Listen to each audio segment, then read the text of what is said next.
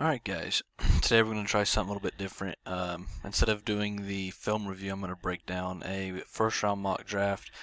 Going to control every team. As you guys see here, I'm going to be using the Draft Network's mock draft machine. Going through this, obviously the draft order is going to change. I'll try to do one of these every couple weeks or so. But the draft order is going to change as the season goes on. I'm recording this on Monday afternoon, so the Patriots right now are picking 8th. That could easily change by the end of the night. But I just want to give some thoughts about what could happen, some trends in the college football season, and then how that's going to all shape up to impact the upcoming NFL draft. Great year for quarterbacks and for offensive tackles so far. I think things are really going to heat up, especially by the time the draft comes around in late April. Still have the combine and draft workouts, pro days, stuff like that, which is obviously going to have as big of an impact as the actual college football season will itself. But yeah, let's kick things off. Let's not get too crazy here. The New York Jets are on the clock. I don't see them winning a game this season. Trevor Lawrence is the best player in the draft by a mile, and it's a good draft class, so don't take any disrespect to that. But Trevor Lawrence to the New York Jets, number one overall, easy pick. Jacksonville Jaguars at 2. This is where it gets interesting. They could take quarterback. They had to play Jake Luton yesterday, who I was high on last year. Justin Fields, I still really like. Penei Sewell, offensive tackle out of Oregon, another great fit for their team. They need an offensive tackle big time. This one, it causes problems right at the top. They could also trade out. I'm not going to do trades just because it's too hard to predict what's going to happen. But yeah, I'll give Jacksonville, Justin Fields, let them get their new quarterback in there. They have an exciting offense. James Robinson, obviously a rookie, undrafted free agent, up there for Rookie of the Year at running back. Some good receivers with DJ Chark and Chris Conley, Dede Westbrook, Laviska Shenault, just guys who can make an impact if they have an actual quarterback throwing them the ball. So get Justin Fields in there and have some fun. Number 3, the Dallas Cowboys. What a season they've had. Almost pulled out a win yesterday against Pittsburgh. Couldn't pull it off. Mess of a season. Dak Prescott goes down. I don't think they're going to draft a quarterback. I think they're going to try to fit the team around him a little bit. This could be a little bit of a not a huge need right away because they do have Tyron Smith, but I'm going to give them Penei Sewell if they are picking at 3. A quarterback would be fun, but I think they've learned, if anything, they've got to pay Dak Prescott. Give him Sewell at 3. Try to keep him healthy as long as they can because he's been the best quarterback they've had. I mean, we saw what happened when they've tried 3 different quarterbacks since him this season, so been a mess. The Giants at 4, another team who's got a quarterback in play. Daniel Jones hasn't been great. He hasn't been horrible, but he just hasn't been the best in the league. Give me, man, Micah Parsons would be a fun piece. Gregory Rousseau fits a huge need. I'm going to say they go up a reach a little bit and take Patrick Surtain the second. His father played for the Miami Dolphins, early 2000s. I really like what he can bring. They need help on defense any way they can get it. Get a lockdown cornerback early. Top 5's a high risk at corner, but the Giants have a fun offense. The defense who's on the rise. See what can happen. Washington, they need a quarterback big time. Theirs can't stay healthy. Dwayne Haskins wasn't given a fair shot.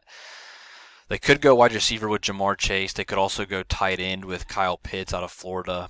But I think they're just going to play it safe. Take Trey Lance at 5 overall. Not a huge reach. I have him about 9th or 10th on my board right now. Getting him at 5 is fine. If you're getting a franchise quarterback in the top 5, you can't be upset with it. Chargers at 6. Justin Herbert's been great. They've got a lot of confidence in him. He's got playmakers on the outside, Mike Williams, Keenan Allen. Running backs look fine. Defense needs to clean some things up. His offensive line's not great. They're an interesting spot. I'm going to go Caleb Farley. I have Farley as my number 1 cornerback in the country right now out of Virginia Tech. He took the year off, so he might slip a little bit, but I think he's a can't-miss prospect. Coming up at 7, Miami. They've got 2 first-round picks. They're playing well. They've got the Texans pick, and Houston started to kind of play a little bit better. I just think they go all offense. Their defense is improving. I would like Micah Parsons there. He's kind of a Kyle Van Noy clone. I think having Van Noy in there would be a nice transition. You can kind of get off of his money, but why not try to get your offense in there. Tua's looked great. Running the ball hasn't been a huge impact for them right now, but they've got playmakers. Add one more. Give them Jamar Chase, best receiver in this class by quite a bit of a margin, right? I would say. And it's a good receiver class, but I think he's just a can't-miss prospect. Patriots at 8. They've got a lot of issues they got to fix. They could go quarterback if they don't believe in Cam moving forward. They could also go receiver and try to find some weapons. And I think that's what they're going to do here. I think Jalen Waddle, who's coming off of a broken ankle, I just think he's a guy who can make their offense that much more dynamic right out of the gate. Get a guy in there who can really turn things around and give you a playmaker on offense and on special teams, and try to run it back with Cam one more year. Or if you want to go to Jarrett Stidham, you can. I wouldn't do it myself, but it could happen. Bengals at 9. They're an interesting spot as well. Their offense looks really good. They just need to protect Joe Burrow. He's taking some hits, but you can't pass up Gregory Rousseau. He's sliding to 9. I've got him right now as I believe he's my 3rd or 4th overall player. Best edge rusher in the class. Balled out for Miami. He opted out this year. No need to play. He gives the Bengals a long pass rusher that they're losing by giving up Carlos Dunlap. But, replacing him with a young guy, get some speed and some excitement on that defense, the Bengals can be a playoff team really quick. Either next year or the year after that. So I'm very high on Cincinnati right now. The Panthers at 10. This is a team where there's a lot in play. They could go quarterback if they don't believe in Teddy. They could go anywhere on the defense. Last year they spent every single draft pick they had on the defensive side of the ball. I don't see a corner I would take this high. Micah Parsons is an option, and then I would also consider Devonta Smith and Kyle Pitts, 2 pass weapons. I'm going to go Micah Parsons just because I think he's a better prospect overall. He's a 3-down linebacker. He can rush the passer. He can play the run. He can cover pretty well for a guy of his size. So I like Parsons. I think he gives him a bit of a versatile player. Very similar to Shaq Thompson, who they have in defense already, but I think pairing the two together would just be good for Matt Rule's defense, and maybe their offense can keep them afloat for as long as they need them. Atlanta, another team who's in the quarterback hunt, but they've been winning some games, knocks them out of the top 3 conversation. They could look at a guy like Zach Wilson, who's flying upward right now out of BYU. They could improve their offensive line still. Their defense has not been great. Do they try to run it back one more year with Matt Ryan and Julio Jones? I don't know. Things get really tough when you're looking at trying to set some guys loose of their money and trying to rebuild. I think they do it. I think they go and they draft Zach Wilson at number 11. I think that's about his range once it's all said and done. And they can let him sit under Matt Ryan for 1 year if they want and then get off of his book. So not a bad pick. I like Zach Wilson more and more each week. Atlanta's a fun team still. I still think they had a chance to win the division this year. They just couldn't keep a lead. The Lions, another team who has been close a lot but hasn't pulled it off. They're up into the top 12 now. A lot of question marks. I'm not even going to debate this one. They're going to go wide receiver. They need somebody to help Matt Stafford. Devonta Smith, one of the best receivers in this class. Alabama continues to pump out talent. Get you a playmaker in there. Vikings at 13. They've been winning games. They've won 2 in a row against their division. They're probably not going to pick this high anymore. I think they're going to end up probably in the late teens or early 20s by the end of the season. They got a pretty easy schedule coming up. Right now, if they could, I would take Wyatt Davis, interior offensive line, get another guard in there. Offensive line could really turn around in just 2 years by adding Ezra Cleveland and Wyatt Davis on the interior. You have 2 good tackles. You have a good young center. Maybe Dalvin Cook can live behind an actually stout offensive line. Number 14, the Broncos, a lot of needs on defense. They can't stay healthy either. I still like Drew Lock. I think he should get at least 1 more year before you move on. I wouldn't say he's definitively the future, but I also don't think he's not the answer just by what we've seen so far. They could go corner. They could also go linebacker. I don't really know which way they would lean. I would stay off of edge this high just because you still have Von Miller and Bradley Chubb in there. Even though they can't stay healthy, they're still good quality players. I'm going to go Dylan Moses, who's probably the best linebacker in this class. He's towards ACL last year. He came back this year. Instant playmaker and difference maker in Denver. San Francisco offensive line's a big one. Cornerback's a big one with Richard Sherman being old. Jimmy G's not definitively the answer. I don't know what they're going to do with his money. Give me Creed Humphrey. Try to improve their run game. Keep it stout. Obviously they like to run the ball, protect Jimmy G, and keep them from throwing the ball down the field. Creed Humphrey's one of the best interior guys in this class. I have him right behind Wyatt Davis. Both of them go top 15. Niners get a guy that they need desperately on their offensive line, and that's how it's going to play out for them. The Bears at 16, another team quarterbacks in play. They would have been in play for Zach Wilson, I believe. I don't know. I feel like they're the team that's going to look at Kyle Trask very heavily, and it's going to be another one of those Trubisky situations, but they've got to do it. They have no reason not to take a quarterback. I like Trask. I just don't know if I like him in the top 20, 25 picks probably. I would take him anywhere outside of that, but it's just too much of a risk. Browns at 17. Another team, offense is really fun, defense is young, but they've got some playmakers all over. I think this is a spot where you can just add best player available. And for me, that's Shaun Wade, cornerback out of Ohio State. You can play him in the nickel. Keep Denzel Ward outside. Keep Greedy Williams outside. Put Shaun Wade in your nickel, and you've got three really good young corners that you can build off of. I like that spot for Cleveland. I like that spot for Wade, so let's make it happen. Colts at 18. Quarterback's no longer really in play for them. All the top 5 or top 4 off the board. Top 5, I believe. So at 18, you got to just go best player available. I'm going to go Sam Cosmi out of Texas, offensive tackle. Give somebody in there that can protect whoever their quarterback is. I would still roll with Jacob Eason next year. Eagles at 19. They've got needs pretty much every spot on defense that you could imagine. That's a tough one. I would go linebacker, but there's not one I would take this high. Safety's kind of the same boat. I'm going to go cornerback J.C. Horn, son of Saints star wide receiver Joe Horn. He's one of my favorite corners. I think I have him right now 17th overall on my board. So him at 19 to the Eagles, who desperately need cornerback help. That's a perfect fit, perfect situation for both. Cardinals at 20, another team offense really fun, defense really young. Isaiah Simmons is a playmaker. They just haven't been able to find a spot for him. That's tough. I'm going to go Kwity Paye, give him an edge rusher, try to get somebody in there that can impact the game, and try to replace Chandler Jones, who misses the rest of this season. He might not be back next year, but he's been the most consistent pass rusher in the NFL over the past 5 or 6 years. So get him in there, get somebody else who can help him out and maybe take some of the stress off. Dolphins coming back at 21. Their defense is fun, and I don't know if I would take anything away from that, and that's why I'm going Travis Etienne. A running back in the first round is always a risky play, but just give Tua as many weapons as you can and try to have as much fun with the team as you can. Give him Etienne, give him a quick runner, give him versatility in the backfield, and Dolphins could be one of the most exciting offenses in the league next year. Jacksonville comes back with their second pick of the first round. They're going to go Kyle Pitts. Second year in a row they go with a Florida guy. They got C.J. Henderson in 2020.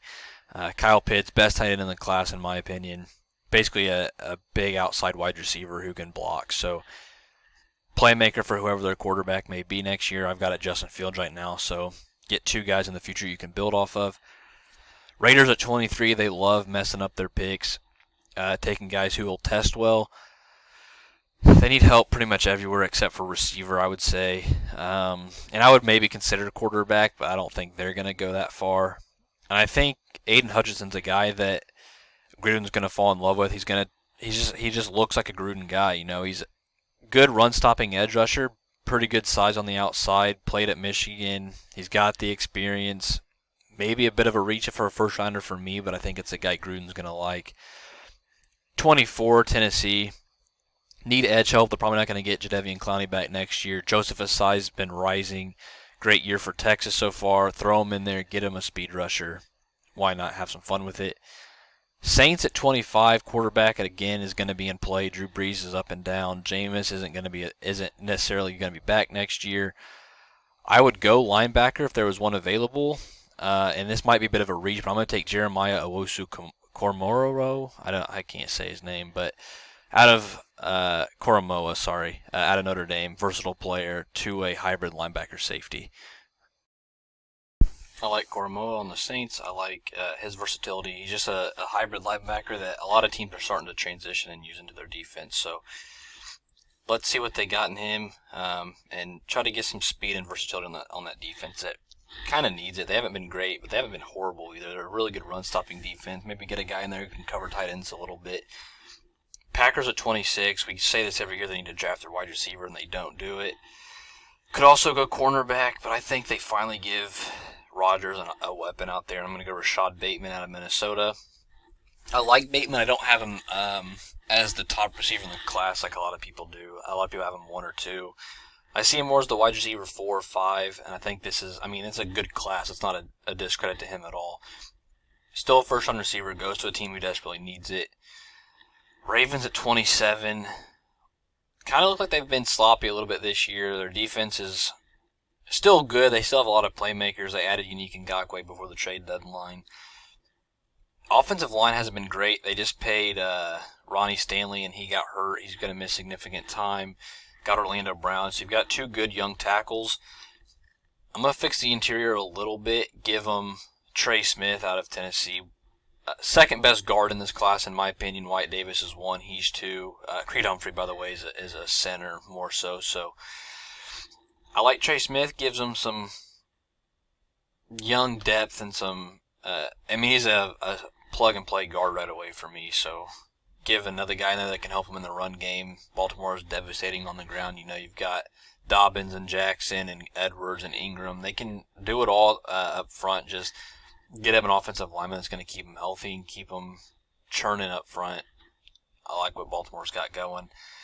Buffalo, up and down year for, in my opinion. They just blew out Seattle in Week 9, but they barely beat the Jets, barely beat the Patriots, lost to the Chiefs and the Titans pretty significantly.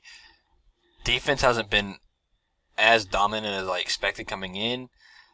I like Tre'Davious White, probably one of the top 5 corners in the NFL on a consistent basis. Give him somebody on the other side that's going to give him size. Give him Eric Stokes out of Georgia. Georgia's got 2 good corners who could go in the first round. Tyson Campbell's up there as well, but I like Stokes a little bit more. He creates some turnovers. And Buffalo desperately needs just somebody who can help take some of that pressure off of the secondary. They've got 2 good safeties and a good corner. If you put in one more good corner, that defense is almost unbeatable. Jets, their second pick. This is the pick they got back from the Jamal Adams trade. They added Trevor Lawrence. Now they need to find a way to either keep him healthy or give him a weapon. This is a tough spot. I like Freiermuth. He's been considered baby Gronk for some people. I wouldn't go that far. I also like Brevin Jordan at tight end. Could go Tyson Campbell at corner. They could go offensive line because they need that pretty desperately as well. I'm going to go Terrace Marshall, a wide receiver out of LSU, just because I like Denzel Mims and I like Jamison Crowder, but now you're getting another wide receiver who can beat man coverage.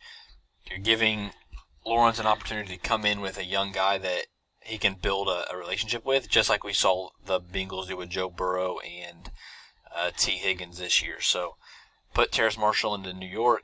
Jets finally have a competent offense, maybe. The Chiefs, this says that their number 1 needs a wide receiver. I wouldn't necessarily go that far. Offensive line has been battling injuries. Kelechi Osemele is going to miss the rest of the season. They've got Tardif, I believe, is out. He opted out for the season. I'm going to give him Josh Myers out of Ohio State, another interior guy that can give them an immediate plug-and-play, whether they want to put him at center or either the guard spots, wherever they have a hole. The run game's kind of fallen off a bit the last few weeks. Go get another guy who can protect Pat Mahomes and keep the offense afloat. Defense is fine. Defense is doing their job. Just got to stay healthy up front. Tampa Bay, brutal loss on Sunday Night Football against the Saints this week.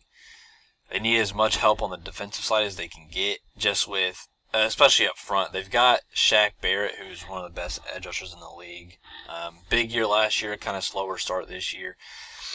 Vita Vea is out. They need some help up front. Do they want to go interior or they want to go with an edge rusher, maybe a linebacker with Levante David getting up there in age? Man, they're a tricky spot. I'm going to go Jason Owa out of Penn State. Good edge rusher. Him and Shaka Toney are two really good edge rushers out of Penn State right now. Brings a lot of speed and length to the edge. Give Tampa Bay just another pass rushing asset and maybe help Barrett get to the quarterback a little bit. They can go interior defensive line a little bit later, but Owa is one of my favorite prospects in this class. And then the Steelers, still an undefeated team. Big Ben hasn't looked great. They could go quarterback. We've been saying that for 4 or 5 years at this point. I don't think it's going to happen. Defensive side of the ball is getting up there. Joe Hayden's getting a little older. Offensive line's been up and down. Interior defensive line's been up and down.